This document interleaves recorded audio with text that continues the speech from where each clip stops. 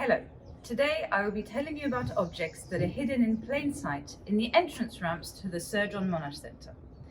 Here you are immediately immersed in the SJMC experience thanks to a clever audio setup and these beautifully recreated Aussie signs. During the Great War, several of these signs could have been seen in the town of Péronne. In August and September 1918, ferocious fighting occurred around Mont-Saint-Quentin, a strategic defensive area for the German army overlooking the Somme and the town of Péronne. Despite the uphill and open ground terrain, Australian battalions took the town of Mont-Saint-Quentin and crossed through German lines in Péronne on the 1st of September. German troops swiftly regrouped and pushed the Australian offensive back behind Mont-Saint-Quentin. Relief battalions were sent, and the towns of Mont-Saint-Quentin and Péronne were finally taken by Australian soldiers.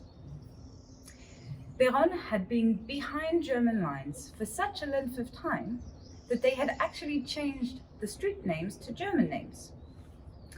As you can imagine, Australians decided in turn that they would rename the streets of Péronne, giving them an Aussie twist and showcasing the famous Australian sense of humour.